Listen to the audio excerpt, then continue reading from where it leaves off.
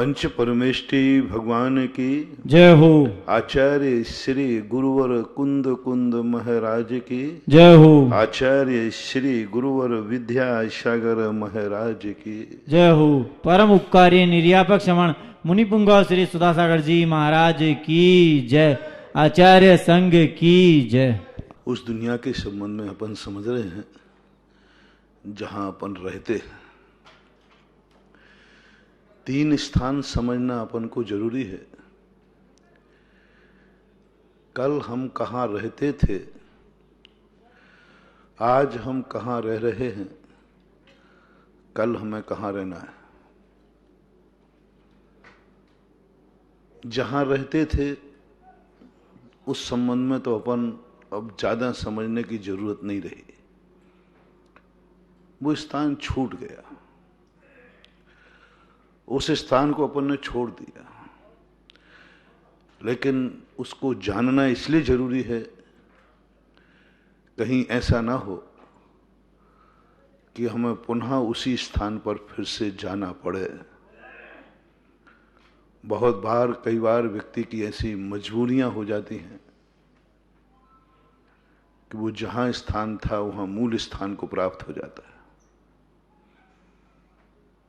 वो स्थान के संबंध में इसलिए सोच लेना अपन को जरूरी है कि वो स्थान अच्छा था या बुरा था, वो तुम्हें पसंद है कि नहीं। कई बार आपकी जमीन जायदाद, आपका मकान कर्जे में परिस्थितियों में बिक जाता है। कई बार राजा महाराजा अपना किला हार जाते हैं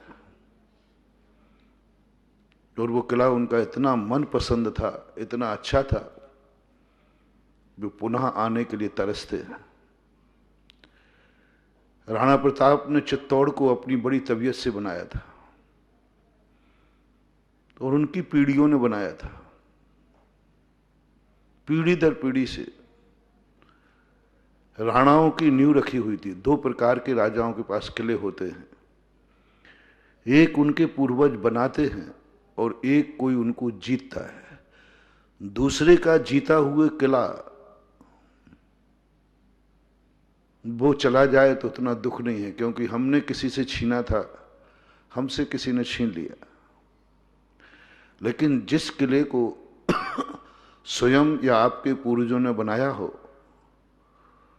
उस चीज को छोड़ने में बड़ी तकलीफ होती है। राणा के लिए तो राणा के पूर्वज ने किला बनाया था चित्तौड़ का। जब ये चित्तौड़ का किला चला गया उनके हाथ से, तब बहुत तरसते रहे, जिंदगी भर परेशान रहे। मरते समय उन्होंने एक ही आवाज थी, मेरा विकल्प था कि मैं चित्तौड़ में जन्मा हूं, मरण भी मेरा चित्तौड़ में हो।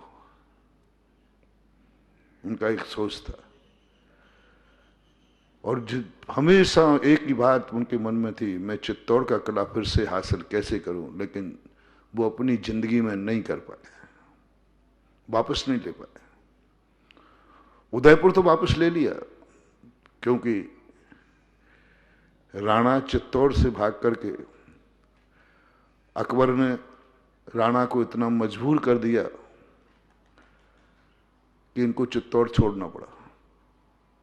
भाग के गए पूरा राज परिवार। उस समय महाराणा प्रताप के पिताजी जिंदा थे। उदयपुर बसाया, उदयपुर को भी छोड़ के भागना पड़ा। लेकिन भामा शाह की एक अच्छे सहयोग के कारण से उदयपुर तो पुनः प्राप्त कर लिया, लेकिन चित्तौड़ नहीं कर पाए, क्योंकि बहुत जल्दी उनका 57 वर्ष की उम्र में उनका मरण हो गया। राणा प्रताप पूरी जिंदगी भर बचपन से युद्ध लड़े, लेकिन ज्यादा उम्र नहीं पा पाए। 57 ईयर्स कितना होता है, 57 वर्ष में ही एक उनको घाव हुआ और घाव के कारण से वो रिएक्शन हो गया, मरण को प्राप्त हो गया।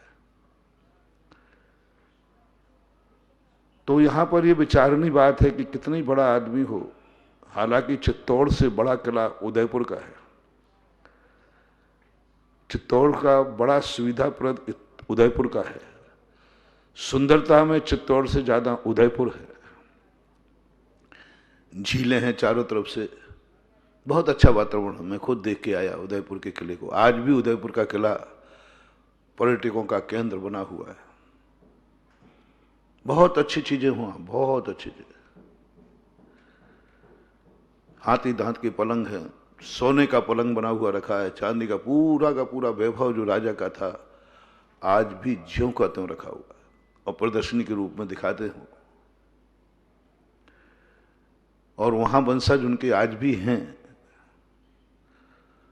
अंतरंग रूप से मैंने एक बार घूमा था, लेकिन उस सब कुछ मिलने के बाद भी राणा प्रताप कहते नहीं, मुझे अपनी जन्मभूमि चाहिए।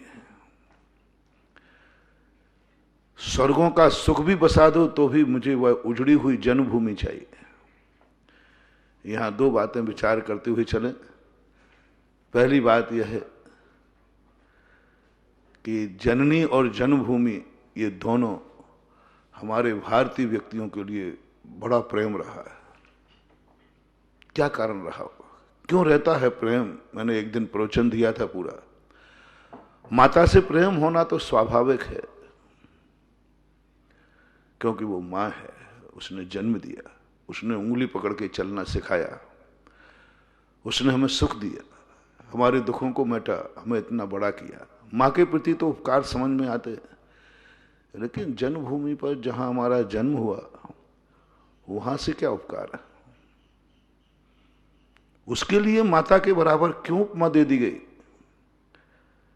जन्म देने वाली मां और जन्म जिस भूमि पर हो उसको, बल्कि नीति कहती है मां से भी बड़ी जन्मभूमि होती है। अभी तो हम यही समस्या नहीं सुलटा पा रहे हैं कि जन्मभूमि को मां के बराबर क्यों कहा। दूसरी नीति और बनाए चंद्रगुप्त ने, चाणक्य ने, सम्राट अशोक ने, कि जब दो में से एक चयन करना पड़े, मां को और जन्मभूमि को, तो चाणक्य ने नीति बनाई जन्मभूमि को चयन करना। यदि सामने वाला राजा कहे कि मैं तुम्हारे लिए या तो तुम्हारी मां लौटा सकता हूं या जन्मभूमि, दोनों में से एक लीजिए, तो चाणक्य ने नीति दी, सच्चा राजा, सच्चा भारतीय, सच्चा आर्य जन्मभूमि को लेगा, मां को छोड़ देगा। कोई विकल्प ही नहीं दूसरा। सारे संसार के विकल्प में तो मां थी। जैसे परिवार में से कोई आ गया, पूरे राज्य में से आ गया, अलग अलग व्यवस्था बनाई। किसी ने कहा कि तुम पूरी संपत्ति आपको देना पड़ेगी, आपकी प्रजा हम वापस देते हैं, तो राजा अपनी पूरी संपत्ति दे देगा, प्रजा को सुरक्षित कर लेगा। जब प्रजा के सामने बात आई कि प्रजा और एक और राज्य परिवार है, उनमें से दोनों में से एक का चयन करना है, प्रजा का, तो नीति बनाई राज्य परिवार सुरक्षित रखो। जब राज्य परिवार में बात आई कि राज्य परिवार में से किसको, तो उसमें बात आई माता पिता भी हैं, भाई बंधु भी हैं, तो उसमें कहा जो अपने राजगद्दी का मूल राजा है, उस राजा की जो पीढ़ी है उसको सुरक्षित करो। अब राजा की पीढ़ी में भी विकल्प आ गया कि एक और मां है और एक और पत्नी है, अब इनमें से किसको चयन करे? तो उन्होंने कहा मां का पक्ष लेना। अब ये सारे बंटवारा करते करते अब मां का भी नंबर आ गया। ऐसा दिन आ गया कि एक और मां है और एक और जन्मभूमि है। तो चाणक्य ने लिखा जन्मभूमि का चयन करना, मां को छोड़ देना। और जन्मभूमि के लिए भी आया कि एक और प्राण है, एक और जन्मभूमि है। हम तुम्हारी जन्मभूमि को आजाद कर देंगे, लेकिन तुम्हारे प्राण ले लेंगे, तुम्हें मरना पड़ेगा। चाणक्य लिखते हैं, प्राण दे देना, जन्मभूमि मत देना। तब मुझे लगा ये कि जन्मभूमि प्राणों से भी ज्यादा बड़ी। तुम मरना पड़ेगा, हम तुम्हारी जमीन भूमि पर पैर नहीं लगेंगे, जन्मभूमि को आजाद करते हैं। बोले मर जाना, बोले ले लो मेरे प्राण, जन्मभूमि को छोड़ दो। मां और जन्मभूमि में, जन्मभूमि महान, मैंने बहुत दिनों से सोच रहा हूं इस पर, लेकिन कोई सही समाधान नहीं मिल पा रहा कि आखिर जन्मभूमि को इतना महत्व क्यों, उसी स्पोर्ट को इतना महत्व क्यों। भारत में स्पोर्ट का बहुत बड़ा महत्व है, भारत देश के लिए, दुनिया में नहीं है। दुनिया को स्पोर्ट का कोई महत्व नहीं, भारतीय लोगों को स्पोर्ट का बहुत महत्व। आज देखो, आज राम मंदिर के लिए अपन, उसी के लिए एक छोटा सा टुकड़ा है अयोध्या में। सरकार ने कहा कि तुम जितने बीघा जमीन मांगो उतना दे दूंगा मैं, बरसों से, 66 साल से चला। लेकिन भारतीय लोगों ने कहा नहीं, मुझे तो वही चाहिए, वही भूमि, उस भूमि में जहां राम लला का जन्म हुआ था। एक छोटा सा स्थान है, कोई ज्यादा बड़ा स्थान नहीं है, बस यही स्थान चाहिए, राम जन्मभूमि चाहिए मुझे जमीन नहीं चाहिए, मुझे जन्मभूमि चाहिए हमारे आराध्य की। अपने जैनियों में भी यही है, भगवान के पंचकल्याणकों के स्थलों का अपने यहां महत्व है। हमें तो वह स्थान चाहिए जहां भगवान बैठे थे, जहां भगवान जन्मे थे, जहां दीक्षा हुई थी, जहां केवल ज्ञान हुआ था, जहां मोक्ष हुआ था। उस स्थान का बड़ा महत्व है। कारण क्या है, सब स्थानों का महत्व क्यों? जब वास्तु को मैंने पढ़ा, शास्त्रों में तो मुझे कुछ मिला नहीं, शास्त्रों में तो इस संबंध में कोई चर्चा की नहीं, क्योंकि हमारे चार शास्त्र आध्यात्मिक हैं, वो निमित्त को ज्यादा महत्व नहीं देते, परमार्थ उपादान के अधीन है। नैमित्तिक जितनी क्रियाएं हैं उनको जैन दर्शन गौण करता है, ये निमित्त है। लेकिन जब संसार में जीना हो तो निमित्त का बहुत बड़ा महत्व होता है, मानो बहुत बड़ा महत्व होता है। निमित्त का ही महत्व होता है संसार में, क्योंकि निमित्त का बहुत बड़ा, हमने कहा ना, हमें संसार में जीना है तो संबंध बनाना पड़ेंगे। अब संबंध किससे बनाओ इतने बड़े संसार में?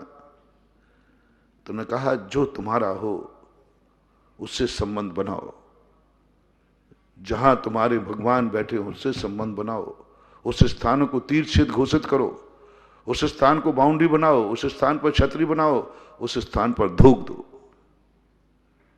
अपन जहां भी भगवान के, सारी दुनिया में कितनी बड़े बड़े क्षेत्र हैं, लेकिन नदी उस पार जो चट्टान है वो दुनिया में कहीं नहीं है। उसमें जो ताकत है, उसमें जो एनर्जी है, पूरे क्षेत्र के पूरे भगवानों की, पूरे महाराजों की एनर्जी मिला लीजिए, कुछ नहीं है, जीरो। उनके उसके सामने पासंग में लगेगी। जो एनर्जी उस चट्टान पर है, उस चट्टान भूमि पर है जहां भगवान का समोषण लगा था, जहां भगवान जमीन पर बैठे थे, उस चट्टान पर जब भी मैं जाता हूं मेरे शरीर में एक रोमांच होता है, एक रोम उठ जाते ना, रोम उठ जाते, जैसे एक सहरन होती है, रोमांच होता है। प्रभु एक बार तुम इस चट्टान पर आप भी बैठे थे, प्रभु बैठे थे, उस समय भगवान पारसनाथ बैठे थे मुनि अवस्था में, 8 दिन बैठे। 8 दिन बैठी हुई वो चट्टान कितनी पावन होगी, उसकी एनर्जी कितनी होगी जो भगवान को बैठा लिया। महाशक्तियों को कोई खींच लेता है, महाशक्तियां किसी से प्रभावित नहीं होती, महाशक्तियों को कोई आकर्षित नहीं कर पाता। संसार में बहुत सारे लोभ देने वाले लोग होते हैं, कोई आकर्षण नहीं कर पाता। बड़े बड़े रूप रंग भी महाराज साधु की, महान आत्माओं की आंखों को प्रभावित नहीं कर पाते। रक्तांबर में आया, तिदसांग नापी मनागपि न विकार मार्ग। हे भगवान, आपकी कैसी आंखें हैं? आपके सामने चारों तरफ की अप्सराएं घूमी भरी पड़ी हैं, देव देवियां हैं, मना कभी न विकार मार्ग। आपके मन में तनिक भी विकार नहीं आता। कैसी हैं आपकी आंखें? कोई आकर्षित नहीं कर सकता। कोई शब्द सुना करके उनके भाव को द्रवीभूत नहीं कर सकते। महान आत्मा की पहचान होती है, वे जल्दी प्रभावित नहीं होते, जल्दी आकर्षित नहीं होते, कितना भी लोभ देने का प्रयास करें। एक बार एक व्यक्ति ने प्रश्न किया, बोले महाराज जी, हम लोग विहार करते हैं। अभी 2-3 दिन पहले एक बच्ची ने पूछा आहार के बाद, बोले महाराज जी, आप जब विहार करते हैं और जहां बहुत देर रुक करके विहार करते हैं, फिर आपको कैसा लगता है? मैंने कहा मुझे लग रहा है कि तुम लोगों को लग रहा है कि नहीं, आपको पूछ रहा हूं। हम लोगों को तो कैसे लगता है मुझे मालूम है, आपको कैसे लगता है? आप यहां इतने महीने रहे, 500 दिन हो गए, आप विहार करेंगे तो कैसे लगेगा? कितना अजीब प्रश्न है। आप जब विहार करते हो तो हम लोगों को बहुत दुख होता है, हम लोग रोते हैं, तो इसका दोष आपको नहीं लगेगा? आप प्रभावित नहीं होते? हम लोगों को रोना देख करके क्या आपको, हम लोग तो घरों में हमारे साथ कोई रोने बैठ जाए तो हम खुद साथ में रोने बैठ जाएंगे। यदि हम कहीं बाहर जाएं, उसने कहा, और घर के सदस्य रोने लग जाए तो हम भी उनके साथ रोने लग जाएंगे, उनका रोना नहीं देख सकते। आप लोगों को क्या होता है? आप लोगों को क्या होता है? मैंने कहा बस 500 दिन में हम यहां से जाएंगे तो हमें बुरा लगेगा? 500 दिन तुम्हारे साथ रह लिया तो हमें जाने में बुरा लगेगा? जिनके साथ 20 साल रहे उन्हीं को छोड़ने में बुरा नहीं लगा, तो 500 दिन में क्या बुरा लगेगा? जिनके साथ 20 साल रहे, जिन्होंने जन्म दिया, जिन्होंने पाला पोसा बड़ा किया, 20 साल कितने दिन होते? दिन लगा लो भाई, 365 गुणे 20, 20 साल 22 साल जिनके पास रहे, जिनके बीच में रहे, जिस नगर में रहे, जिस ग्राम में रहे, उनको छोड़ने में साधु ने कितना टाइम लगाया? कितना टाइम लगा? यदि छोड़ने में बुरा लगता तो छोड़ते क्यों? छोड़ने में बुरा लगता तो छोड़ते क्यों? सबसे बड़ी पहचान तो यही है। 20 साल का राग जिन्हें नहीं रोक पाया, वहां 4 महीने 2 महीने 500 दिन क्या मायना रखता है? जन्म देने वाले आंसू नहीं रोक पाए तो तुम्हारे आंसू तो क्या रोक पाएंगे? क्या आकर्षित कर पाएंगे? वही आंसू नहीं रोक पाए। त्रिशला के आंसू थे, मरु देवी के आंसू थे, महावीर को वो नहीं रोक पाए, प्रभावित नहीं कर पाए। याद का तो सवाल ही नहीं उठता। साधु किसी भी चीज को छोड़ने, बस उसको इतना भर समझ में आ जाए, अब ये वस्तु या स्थान या काल मेरी साधना के लिए बाधक है, बस इससे ज्यादा उसके मन में कोई विचार नहीं आता। घर क्यों छोड़ता है सब? वहां कोई द्वेष नहीं है, कोई कष्ट नहीं है, कोई परेशानी नहीं है, मात्र एक प्रीति थी जागती है कि ये चाहत मेरे लिए बाधक है। द्वेष के कारण कोई भी साधु नहीं बनता, बनेगा तो फैल हो जाएगा। कोई व्यक्ति घर इसलिए छोड़ेगा, घर में सब लोग कोई उसे चाहते नहीं है, अरति भाव है, घर में सब लोग उसके झगड़ा करते हैं, प्रत्येक घर का हर सदस्य उसका दुश्मन है, इसलिए दीक्षा ले रहा है। बंधु दीक्षा बनेगी नहीं, पलायनवादी होगा, क्रोध में आएगा, कसाय में आएगा, भ्रष्ट हो जाएगा, दुर्गति पड़ेगा। जिन जिन लोगों ने द्वेष पूर्वक व्रत लिया है, वो आज तुमने मान लीजिए घर में झगड़ा हो गया, उदाहरण दे रहा हूं, घर में झगड़ा हो गया, उस कारण तुमने कहा आज मैं रोटी नहीं खाऊंगा। जो देखो वही झगड़ा करता है, साता से खाने भी नहीं देते, साता से खाने नहीं देते, इसलिए मैंने तो उपवास कर लिया। ये उपवास किस में आएगा? द्वेष, सब द्वेष। महाराज जी मैं करूं क्या? जब भी खाने बैठो झगड़ा करते हैं, लोग कुछ कहते हैं कुछ कहते हैं, इसलिए मैंने तो सोच लिया कि आज उपवास कर लिया। अभी उपवास लंघन में आएगा। इसी प्रकार घर छोड़ दिया, बोले महाराज जी जो देखो वही झगड़ा करता था, मैंने तो घर छोड़ ही दिया, अब तो हम बाबा जी बन रहे हैं। जैनागम कहते हैं इसको बाबा बना मत देना। देश में, देश में, अभाव में नहीं, सद्भाव में, अभाव में नहीं। अब कुछ नहीं है इसलिए चलो हम धर्म कर लेते, अभाव में नहीं। जिस समय तुम्हारा सब कुछ, बुढ़ापा आ गया, अब इसके बाद सोचा चलो त्याग कर दे, आंखों से कुछ दिख नहीं रहा है, 3 बार मोतियाबिंद का ऑपरेशन हो गया, चेन्नई भी शंकर अस्पताल होके आ गए, अब कोई लाभ नहीं। तो महाराज जी भी बहुत दिन से परेशान कर रहे थे कि टीवी मत देखा करो, चलो श्रीफल लेके चलते हैं। और वो अंधा टटोलते टटोलते आया, बोले गुरुजी आप कहते थे कि टीवी मत देखना, अब आपकी बात भी रह जाए, आज से मैं टीवी नहीं देखूंगा। कर्म नहीं, आंखें फोड़ दी। अब धर्म करने से कोई फायदा नहीं। कर्म में जब आंखें थीं तब नासा दृष्टि करते, आंखें थी तब आंख झुक जाती, तब धर्म माना जाता है। कर्म जिनको झुका देता है, धर्म कहता है अब यहां झुकने से कोई मतलब नहीं है। 99% कर्मों की मार से झुकते हैं लोग, कर्मों की मार से। जब भी कोई धर्म की तरफ झुक रहा है, आप देखना कर्म की मार से झुकते हैं, कर्मों के डर से झुकते हैं,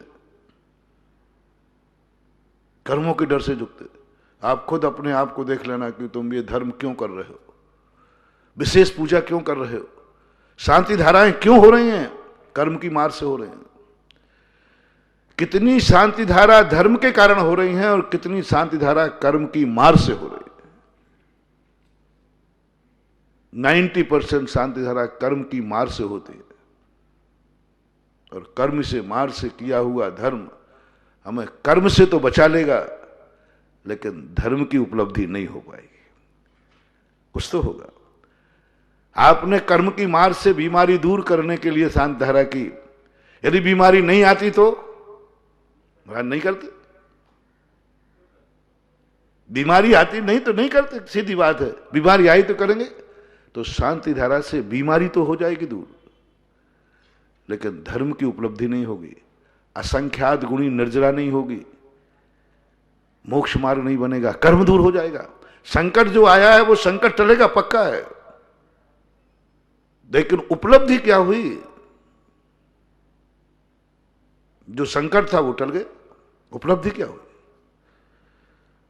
कभी धर्म मान करके शांति धारा करना, मात कर रहा हूं, प्रभु के गुण चाहिए, प्रभु की शक्ति चाहिए, मात गंदोदक चाहिए, कोई विकल्प नहीं, कोई चाहत नहीं है, कोई संकट नहीं है, बस आज शांति धारा प्रभु के नाम से। प्रभु कुछ, मुझे कुछ चाहिए ही नहीं, बस आज तो शांति धारा करूंगा, धर्म के नाम से करूंगा। कर्म तो सभी करते हैं, कर्म के नाम से रावण भी धर्म करता था, तुमसे ज्यादा करता था, बहुत बड़ा धर्मात्मा था, लेकिन सब कर्म की मार में करता था, कर्म को पाने के लिए करता था, कर्म से डर के करता था। उसके मन में परिणाम बने रहते थे कि ये कर्म मेरी जिंदगी को खत्म कर देगा, इसलिए चलो धर्म करते। आप लोग भी देख लेना, जितना धर्म हो रहा है सब कर्म की मार से हो रहा है, डर के हो रहा है। मैं तो इतने सालों से देख रहा हूं, सब मंदिर आ रहे हैं, अभिषेक कर रहे, शांति धारा कर रहे, दान दे रहे, सब कुछ कर रहे, कोई कमी नहीं है। लेकिन इसके पीछे जब पूछा जाए ये क्यों कर रहे हो, तो 90% लोगों के सामने समस्या होगी। आप कभी ट्रेन में देखना, श्री महावीर जी जा रहे लोग, पदमपुरा जा रहे, सांगानेर जा रहे, बिजौली आ रहे, उनसे पूछना क्यों भाई क्यों जा रहे हो, तो एक ही कहूँ, अरे भैया बहुत घनो दुख है, कहीं करूँ, घनो दुख है, कहीं करो, सब पुरुषार्थ कर लिए कुछ नहीं, तो सोचा कि चलो अब भगवान जी को याद करें। संकट में भगवान बहुत याद आते,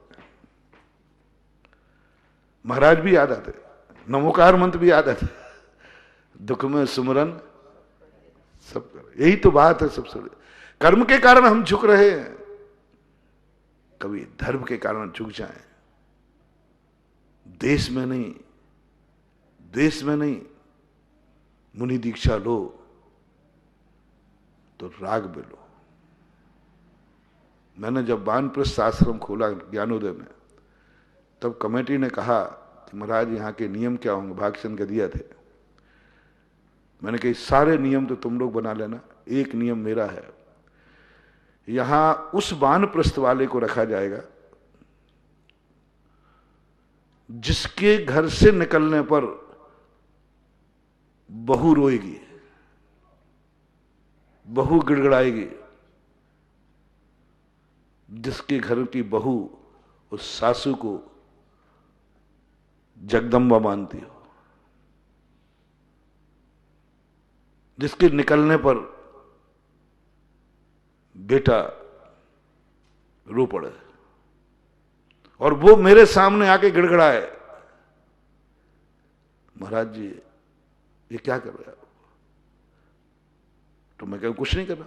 नहीं, मां को रोको, मैं घर में नहीं रह सकूंगी मां के बिना, सुबह से कौन मुझे आशीर्वाद देगा, मैं किसका दर्शन करूंगा, करूंगी, मेरी ये मां नहीं है, जगत माता है, सासू नहीं है, मैं तो नहीं जाने दूंगा।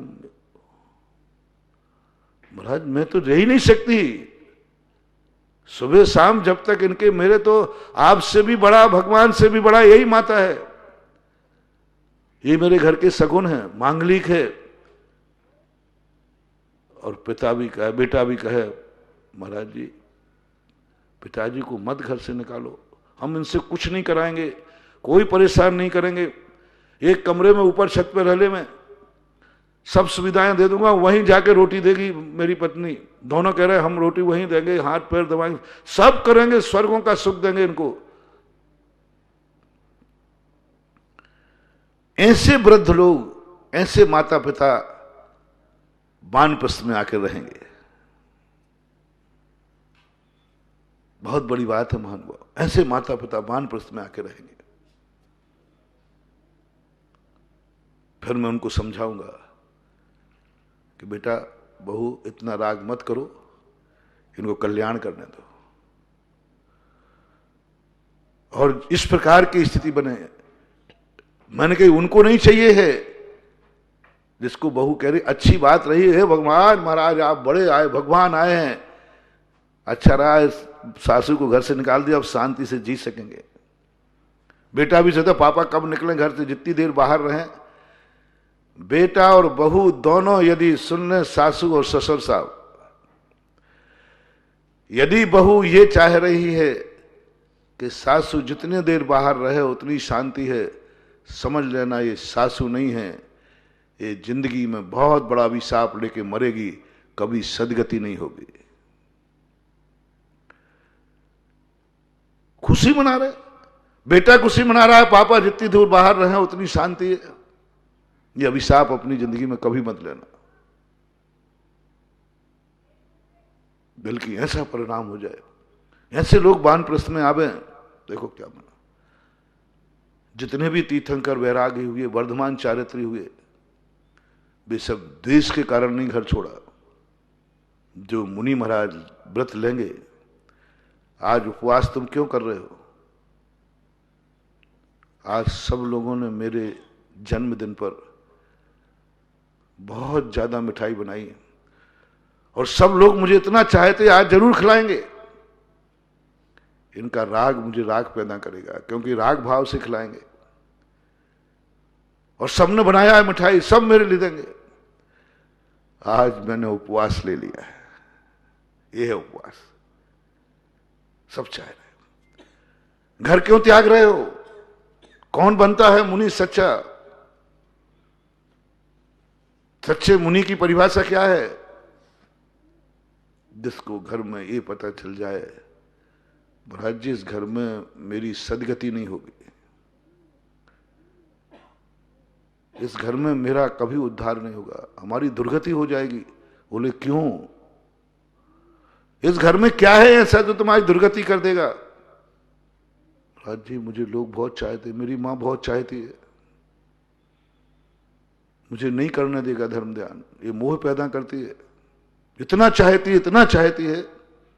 मेरा पिता मुझे बहुत चाहता है, मेरा भाई मुझे बहुत चाहता है, मेरे परिवार के लोग इतना चाहते हैं, इतना चाहते हैं। बस इस चाहत से मैं घबरा गया हूं, इनके राग से मैं घबरा गया हूं, इनके रति भाव से घबरा गया हूं। और मैं इतना घबरा गया हूं कि ये मुझे कभी रहने नहीं देंगे शांति से। मुझे नए नए कपड़े, नए नए आभूषण, जो खर्चा कहता हूं तुरंत। तिजोरी की चाबी मुझे दे दी, मुझे पिता इतना चाहता है। मैं जो गाड़ी मांगू वो सब तुरंत उपलब्ध है, यानी कोई कमी नहीं है। बस सम्यक दृष्टि। मैंने एक बार कहा था प्रवचन में, तुम्हें सम्यक दर्शन हुआ है कि नहीं?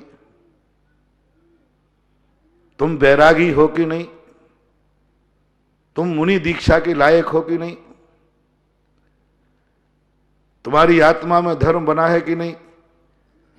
पाप कर्म के उदय से उबे हो ये नहीं।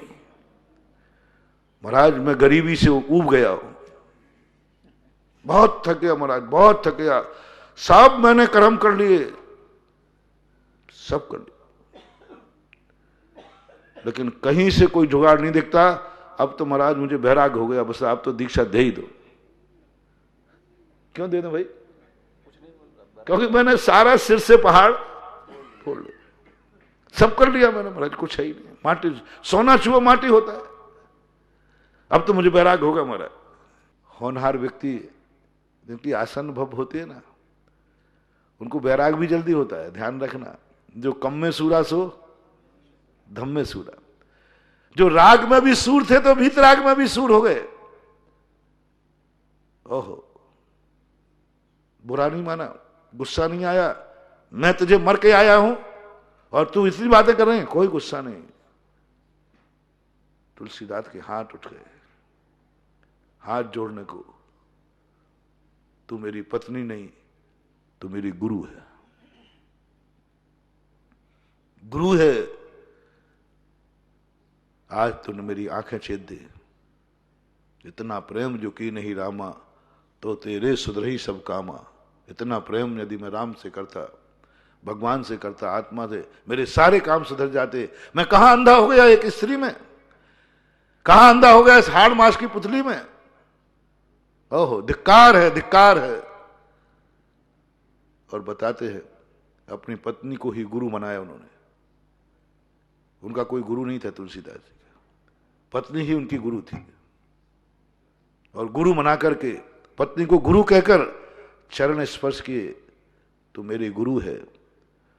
और फिर खिड़की से उतरे नहीं, खिड़की से कूद करके सीधे जाकर के चित्रकूट पहुंचे। और चित्रकूट की कहानी बाद में आपको मालूम है। ऐसा राग, जो जितना राग उन्होंने पत्नी से था, उससे कई गुना राग उन्होंने राम से किया। और वैष्णव दर्शन में आता है कि रामचंद्र जी इतने प्रसन्न हुए तुलसीदास से, तुलसीदास चंदन घिसे तिलक करे रघुवीर, तिलक करे रघुवीर। तुलसीदास चंदन घिसे तिलक करे रघुवीर, यानी तुलसीदास जब चंदन घिसते थे रघुवीर तिलक करते थे। और बालक बन करके, उनके यहाँ बड़ी विचित्र कथा है, रामचंद्र जी बालक बन के आते थे बस तुलसीदास जी के साथ खेलने को, उनके साथ भोजन करते थे। उनके साथ बैठते थे, उठते थे, सब उनसे कथा सुनते थे, रामचरितमानस रामचंद्र जी सुनते थे। जब तुलसीदास जी रामचरितमानस सुनाते थे तो रामचंद्र जी सुनते थे आकर के, बच्चे बनकर बैठ जाते सबके बीच में और सुनते थे। यह है वैराग। मैं तुलसीदास की प्रशंसा नहीं कर रहा हूं, तुलसीदास की पत्नी की प्रशंसा कर रहा हूं। अपन सारा संसारी व्यक्ति राग को बहुत अच्छा मानता है, देश को नहीं। जिस दिन हमें राग बुरा लगने लग जाए, मैं यह घर छोड़ना चाहता हूं। क्यों? इस घर में सब मुझे बहुत चाहते हैं। मैं वानप्रस्थ में रहूंगा। बोले क्यों रहोगे? महाराज मुझे बहू बहुत चाहती,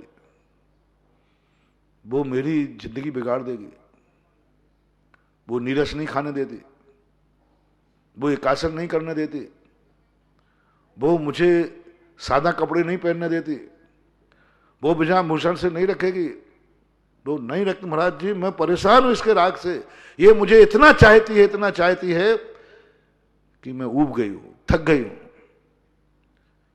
ऐसी कितनी सासुएं हैं जो बहू के राग से थक गई हों, बहू की चाहत से थक गई हों, बहू की चाहत से थक गई हों। ऐसी कितनी बहुएं मिल जाएंगी, कितनी सासू मिल जाएंगी? क्यों भाई धानोपिया जी? जो बहू के किससे थक गई हो? राग सेवा से। उनके इतने थक गए, बस मुझे नहीं रहना इस घर में, महाराज जी अब मेरे बर्बाद कर देगी ये। देखो तो सही, इतना चाहती है, शाम को सोती है पैर दबा के, सोती ही नहीं जब तक मुझे नींद नहीं आए, सोती नहीं, पैर दबाती रहती, रात भर निकल जाए, जब तक मुझे नींद नहीं आएगी वो सोएगी नहीं। कई बार तो मुझे नींद आ जाती है, ये भी वहीं सोती रहती है, मुझे इतना चाहती है।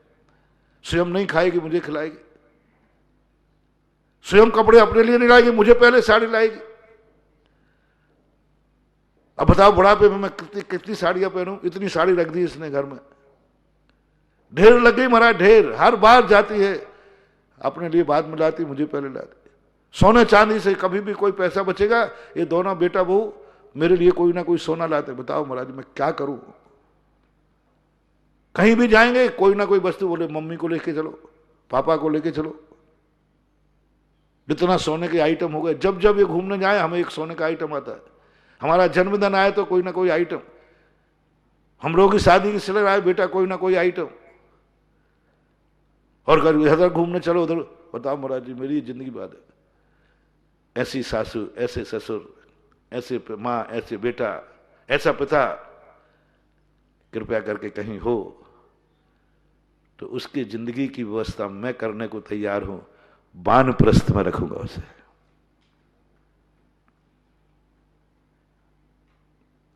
और ऐसा कोई साधु बने जो एक बात कहे, महाराज जी मैं सबसे ऊंचा। बड़े आदमियों की कहानी क्यों लिखी जाती? कई लोग कहते हैं गरीब लोग दीक्षा लेते, उनकी चर्चा क्यों नहीं होती? शास्त्रों में उन्हीं की चर्चा ज्यादा क्यों है जो बड़े बड़े लोगों ने दीक्षा ली, अमीरों ने दीक्षा ली, उनकी बड़ी राजा ने दीक्षा ली। आज यदि कोई बड़ा आदमी दीक्षा लेवे तो बड़ी चर्चा होती है, और कोई गरीब ले लेवे तो निंदा होती है, बुराई होती है। अरे खाने पीने नहीं था, बाबा जी बन गए। और कोई राजा महाराजा जब लेता है तो बात सही है। शास्त्रों में जितने राजा महाराजाओं की दीक्षाओं का वर्णन बड़ा, क्यों? ये वैराग का सही कारण है। वो भ्रष्ट नहीं होगा क्योंकि वो संसार देख के आया है। वो निदान बंद नहीं करेगा क्योंकि वो सब भोग के आया है। चक्रवर्ती निदान करेगा? वो तो छोड़ के आया है। अमीर क्या निदान करेगा? वो तो छोड़ के आया है, निदान नहीं कर सकता। निदान करता है वो जो चाहता था लेकिन मिला नहीं, तो फिर वो निदान करता है, निदान करता है। इसलिए आज के प्रसंग में आप लोगों को राग से वैराग आवे। बीत देसी नहीं कहा है, वीतरागी कहा है। बीत देसी भी कह देते क्या फर्क पड़ता था? क्या नहीं, बीत देसी हो ये कोई नियम नहीं है, लेकिन राग का त्यागी वैरागी जरूर होगा, ये नियम है। देश से घबराकर भागने वाला देश से रहित हो, ये कोई नियम नहीं है। तुम किसी से घृणा करके भागे हो तो घृणा से रहित हो नहीं, देश करके भागे हो तो देश से रहित है नहीं, तुम दुश्मन से भाग रहे हो इसलिए बैरागी हो नहीं, ये परिवार वाले सब मेरे दुश्मन हैं इसलिए मैं इनको छोड़ना चाहता हूं, तो क्या बैरागी कह दूं इसको? हेतु क्या दिया उसने कि सब मेरे दुश्मन हैं इसलिए मैं छोड़ना चाहता हूं? ये कोई बैरागी का लक्षण नहीं है, बीत देशी भी नहीं कह सकते इसको। लेकिन राग से जो भाग रहा है, मैं इसलिए भाग रहा हूं कि राग करते हैं। आज उपवास क्यों लिया? क्योंकि आज जन्मदिन था और आज बहुत आइटम बनाए हैं, इतने आइटम बनाए हैं सबने, इसलिए मैंने उपवास ले लिया।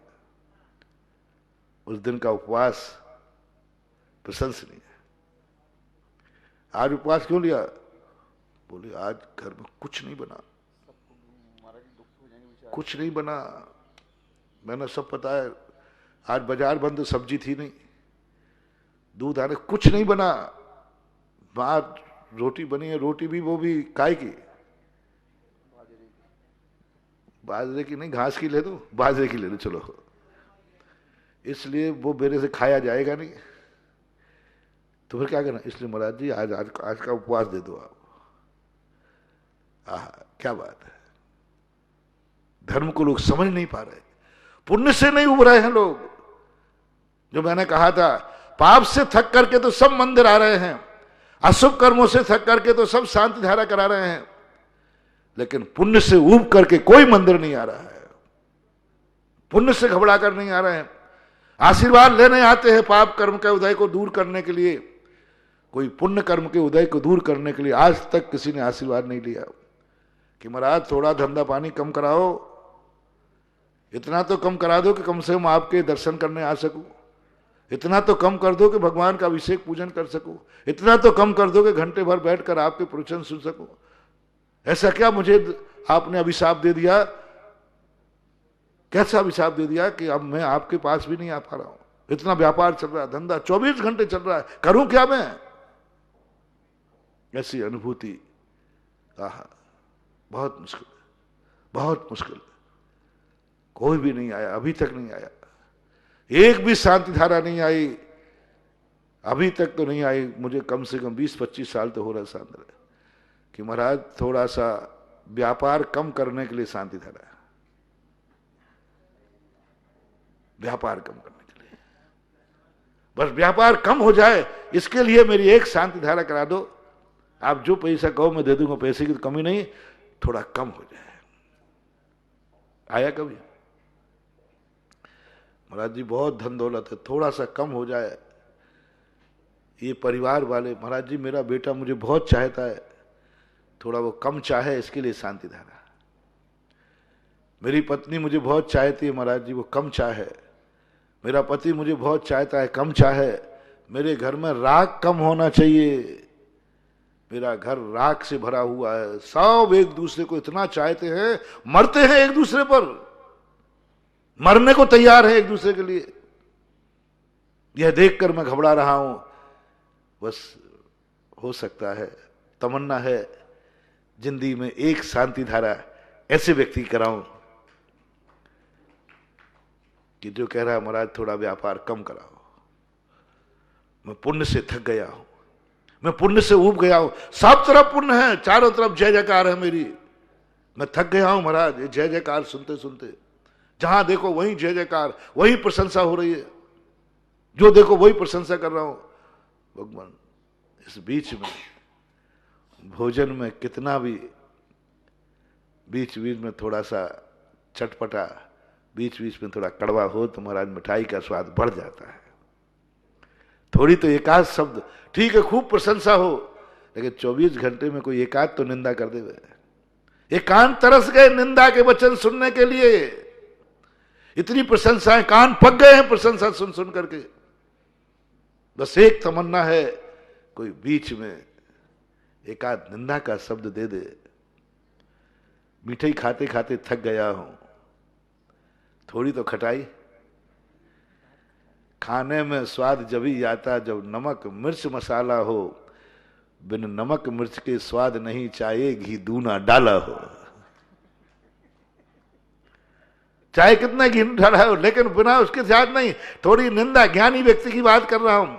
ज्ञानी व्यक्ति कहता है कान में थोड़े निंदा के शब्द आना चाहिए, महाराज प्रशंसा सुन सुन करके थक गया हूं। कभी ऐसा परिणाम आ जाए, कभी ऐसा आ जाए, मुझे जब भी देखता हूं, जहां देखता हूं, वहां सब अच्छा ही दिखता है, सुहावना दिखता है, सब चाहने वाले दिखते हैं। एक आध तो कोई दुश्मन मिले, एकांत दुश्मन तो मिले, जिसको देखो वही मेरे से राग करता है, कोई तो मेरे से द्वेष करे। करना महान हुआ, इसलिए मैं शांति धारा करा रहा हूं। कबीर ने मित्रों के लिए नहीं कहा निंदक नीरे राखिए आंगन कुटी छभाए, आंगन कुटी छभाए। मित्र को नहीं कहा कि आंगन कुटी। एक जरूर रखना, गांधी जी ने भी कहा है, तुम्हारी जिंदगी में यदि कोई दुश्मन ना हो, कोई दुश्मन नहीं हो, तुम्हारा पुण्य का उदय है, तो किसी पड़ोसी को एक जाके झापड़ मार देना। बोले क्यों मारा? बोले दुश्मन बनाने के लिए। मैं परेशान हो गया, मेरा कोई दुश्मन ही नहीं। गांधी जी का सूत्र, मैं परेशान हूं, सब देखो सब मेरे मित्र ही मित्र, कोई दुश्मन ही नहीं, इसलिए एक तो बनाए दुश्मन, एक झापड़ देना। बोले तू दुश्मन बन के रह मेरा। मित्र मिले या नहीं मिले, मित्र बनाओ या ना बनाओ, लेकिन अपनी जिंदगी में एक दुश्मन बना के जरूर रखना। प्रशंसा कोई करे या नहीं करे, 24 घंटे में एक निंदा का वचन जरूर सुनना। हमारे लिए सद्भाव होवे या नहीं होवे, लेकिन हमारी जिंदगी में कोई अभाव बने रहना चाहिए, अभाव बने रहना चाहिए। चाणक्य ने नीति लिखी, एक मंत्री को कहा, सलाहकार को कहा, राजा को कभी भी पूर्ण पुण्य मत सुनाना। सब तरफ ठीक चल रहा है, बहुत अच्छा चल रहा है, सब बढ़िया चल रहा है, सही चल रहा है। मंत्री को, सलाहकार को नीति दी। जब राजा पूछे मंत्री जी कैसा चल रहा है, अच्छे मंत्री की बात कर रहा हूं, चटकारियों की नहीं, अच्छे मंत्री से कहा, ये ना कह देवे राजा साहब सब ठीक चल रहा है, कहीं कोई गड़बड़ नहीं, सब पवारा है। जब राजा कहेगा सब ठीक, राजा को यह पता चल जाए कि सब तरफ ठीक चल रहा है, तो राजा का अय्यासी करने का भाव आता है। चलो घूमने चलते, अंतापुर में चला जाएगा, राजा मौज मस्ती के लिए चला जाएगा, क्योंकि सब तरफ ठीक चलता है। आप लोगों का होता है ऐसे, जब आप लोगों का सब तरफ से ठीक चल रहा हो, सब बढ़िया चल रहा हो, कहीं कोई कमी नहीं, आज दुकान भी नहीं खुलना है, पैसा भी है, सब कुछ है, तो क्या मन होता है? तीर्थ यात्रा करने का। सब बढ़िया चल रहा है, आप मीटिंग कर लेना, मैं गलत बोल रहा हूं। सब बढ़िया, दुकान बंद है, पैसे की कोई कमी नहीं है, सब स्वस्थ हैं, सब बढ़िया है। अब मीटिंग करो घर में, क्या प्रस्ताव आता है, कहां चलना है? घूमने का भाव आएगा, मौज मस्ती का भाव आएगा, होटल में जाने का भाव आएगा, खाने पीने का 99% भाव आएगा। जब पुण्य का उदय होता है तब यही परिणाम जागता है, चलो घूमने जाते। और राजा को यदि ये पता चल गया कि मेरे पुण्य का उदय है, आज दुनिया में कोई बैरी नहीं है, कहीं से कोई खतरा नहीं है, राजा भोगी हो जाएगा, बिलासी हो जाएगा, अय्यासी हो जाएगा। तो क्या कहा, मंत्री को कहा कहीं गड़बड़ है नहीं? बोले राजा साहब आपकी कृपा से सब ठीक चल रहा है, सब बढ़िया चल रहा है, सब कोई कमी नहीं, लेकिन फलानी दिशा का राजा का थोड़ा खतरा है। ये जरूर बोल देना, खतरा कुछ नहीं है, वैसे राजा साहब आप चिंता नहीं करना, मैं हूं, पर खतरा तो है ही। राजा अच्छा खतरा है? हाँ साहब वो तो खतरा तो है ही, बस ये एक खटका बना के रखना। मंत्री को कहा राजा को एक ना एक खटका बना के रखना, वही खटका राजा को राजगद्दी पर बैठा ले रहेगा। ऐसा ही आप अपनी जिंदगी में सही सलामत चाहते हो तो एक भय बना के रखना, भय बना के रखना। इसका डर है, किसी एक से जरूर डरना, जरूर डरना, दुनिया में एक से जरूर डरना। उससे मुझे डर है, मैंने गड़बड़ किया नहीं, वो रोड पर ला देगा मुझे। मैंने गड़बड़ किया नहीं, कभी भी पता नहीं चलना चाहिए। हर व्यक्ति को एक मालूम रहना चाहिए कि मेरे पीछे कोई है। बस अपना मन बड़ा बेईमान है, जैसे ही पता चल जाए अपने पीछे कोई नहीं है, सब अपने ही लोग हैं, कोई डर नहीं है, बहुत पापी हो जाएगा मन। जिन लोगों से तुम नहीं डरते हो उनके सामने तुम बहुत पापी हो जाते हो। बहुत डर काहे का है? सैया हुए कोतवाल, डर काहे का? सब अपने अपने लोग तो हैं, डर काहे का? नहीं, इनमें एक दुश्मन है। मैं थोड़ी चूकूंगा और ये नियम से वही होगा। आपको एक खटका लगा रहना चाहिए कि मेरे ऊपर किसी की निगरानी है, वो मेरी अच्छाइयां नहीं देखता है, बुराइयां देखता है। महानुभाव, नीति का अनुकरण करो। तुम्हारी जिंदगी में ऐसा व्यक्ति मिले या न मिले जो तुम्हारी अच्छाइयां ही देखता हो, ऐसा व्यक्ति जरूर तुम खोज के रखना जो तुम्हारी बुराई ही देखता हो, बुराई ही देखता हो। ऐसे लोगों की चिंता मत करना। महाराज जी, मेरी जिंदगी में कोई ऐसा व्यक्ति मिले जो मेरी अच्छाइयां देखे, अच्छाइयां देखे, मेरे में जो गुण है वो देखे। क्या करोगे इससे? क्या फायदा है? क्या करोगे? महाराज जी, मेरी जिंदगी में ऐसा व्यक्ति चाहिए, एसमैन, जैसे आप लोग एसमैन बोलते हैं, एसमैन, हमारी खूब प्रशंसा करे, खूब जय जयकार करे, हमारी कभी बुराई देखे ही नहीं, वो ऐसा व्यक्ति चाहिए। मिल जाएगा, लाभ क्या होगा? क्या करोगे? प्रशंसा कर लेगा, लाभ क्या होगा? अहंकार बढ़ेगा। जय जयकार करेगा, अहंकार बढ़ेगा, मिलेगा क्या तुम्हें?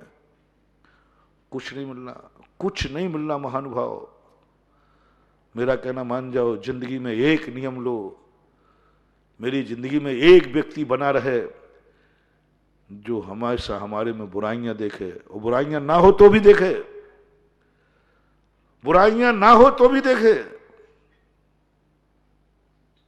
जरूर देखना चाहिए। अच्छा व्यक्ति अपने लोगों के बीच में एक गलती जरूर करता है,